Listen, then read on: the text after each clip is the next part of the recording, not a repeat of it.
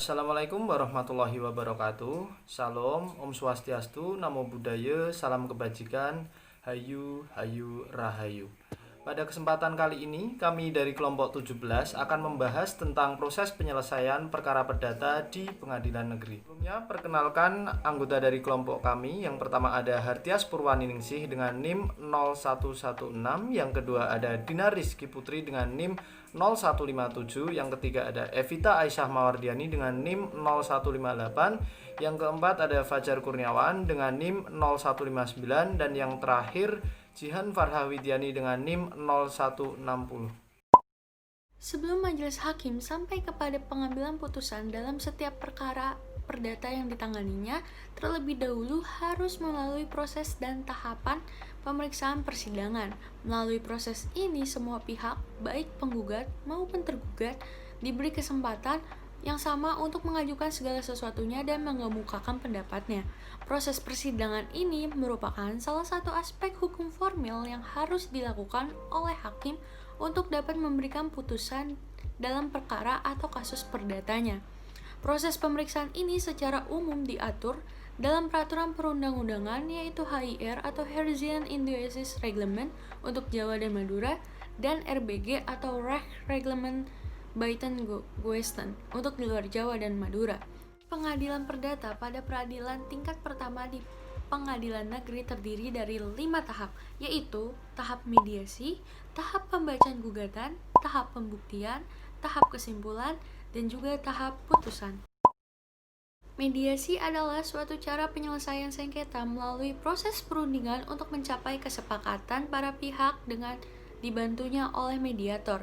Kewajiban mediasi ini telah diatur secara umum dalam pasal 130 HIR dan secara khusus diatur dalam Peraturan Mahkamah Agung Republik Indonesia Nomor 1 Tahun 2008 mengenai prosedur mediasi di pengadilan. Kesempatan mediasi diberikan selama 40 hari dan apabila masih belum cukup maka akan diperpanjang selama 14 hari. Pada kesempatan tersebut, para pihak akan mengajukan apa yang menjadi tuntutannya secara berimbang untuk mendapatkan titik temu dalam penyelesaian sengketa secara win-win solution. Apabila dalam proses ini telah tercapai kesepakatan, maka dapat dituangkan dalam suatu akta perdamaian yang ditandatangani oleh para pihak dan diketahui oleh mediator. Akta kesepakatan ini disampaikan kepada majelis hakim untuk mendapatkan putusan perdamaian. Namun, jika dalam jangka waktu tersebut tidak tercapai perdamaian dan kesepakatan, maka mediator akan membuat laporan kepada majelis hakim yang menyatakan bahwa mediasi telah gagal dilakukan.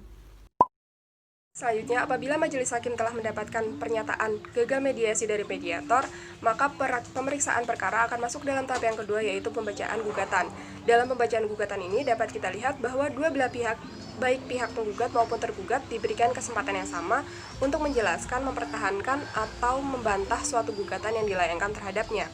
Nah, di sini kesempatan yang pertama akan diberikan kepada si penggugat untuk membacakan surat gugatannya, kemudian kesempatan yang kedua akan diberikan kepada si tergugat atau kuasanya untuk menjawabnya. Nah, di sini acara jawab menjawab akan terus berlanjut hingga ke tahap replik dari pihak penggugat dan duplik dari pihak tergugat. Nah, dari sini hingga sampai ke tahap duplik akan jelas titik terangnya sebenarnya apa saja pokok masalah di antara si pihak penggugat dan pihak tergugat. Nah, apabila terdapat jawaban tergugat itu terdapat eksepsi mengenai kompetensi pengadilan, maka sesuai dengan ketentuan pasal 136 HIR atau pasal 162 RBG, majelis hakim akan menjatuhkan putusan yang disebut dengan putusan sela pada eksepsi tersebut. Tahap selanjutnya ada tahap pembuktian.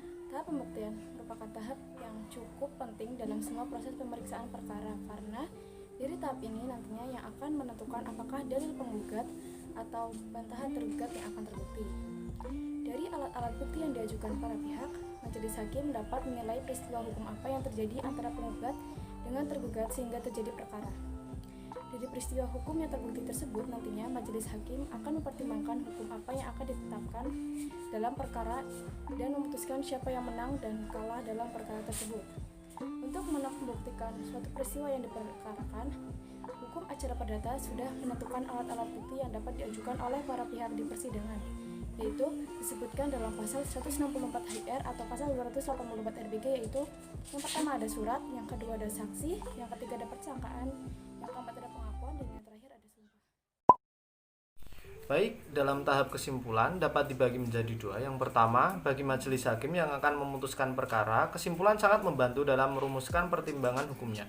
Majelis hakim akan menilai dan menganalisis hukum kesimpulan yang dibuat oleh kuasa hukum para pihak dan akan dijadikan bahan pertimbangan dalam putusan apabila analisis tersebut cukup rasional dan beralasan hukum.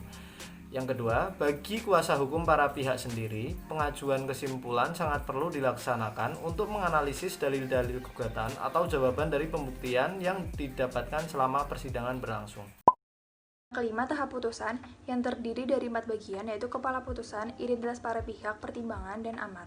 Setiap putusan pengadilan mempunyai kepala pada bagian atas putusan yang berbunyi, demi keadilan berdasarkan ketuhanan yang Maha Esa. Selain kepala putusan pada halaman pertama dari putusan, juga dicantumkan identitas para pihak, yaitu pihak penggugat dan pihak tergugat.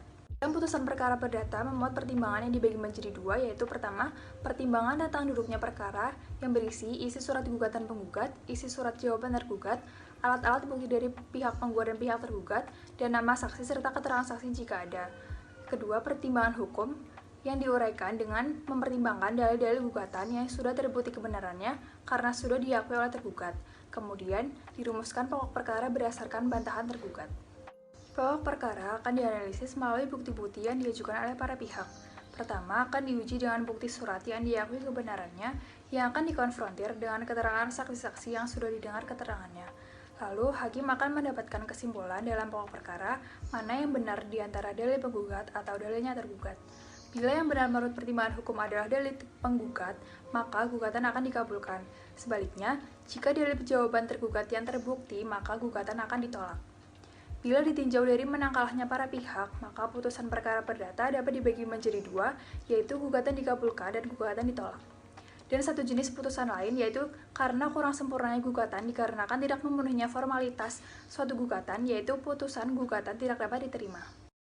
Baiklah, yang terakhir yaitu kesimpulan dapat kita uraikan dalam proses persidangan perkara perdata. Yang pertama, adanya pihak penghubung atau yang sering dikenal dengan mediator dalam tahap mediasi. Yang kedua, pada setiap tahap persidangan perkara perdata, kedua belah pihak sama-sama didengar dan diberikan kesempatan untuk mengemukakan sesuatu atau mengemukakan pendapat. Yang ketiga, pada tahap pengaduan termasuk ke dalam tahap yang cukup penting atau fundamental karena sebagai parameter penentuan nantinya. Yang keempat, majelis hakim menganalisis terkait kesimpulan yang diajukan oleh kuasa hukum.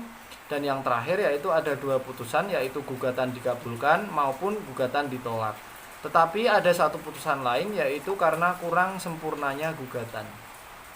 Sekian materi yang dapat kami sampaikan, kurang lebihnya mohon maaf. Wassalamualaikum warahmatullahi wabarakatuh. Hayu, hayu, rahayu.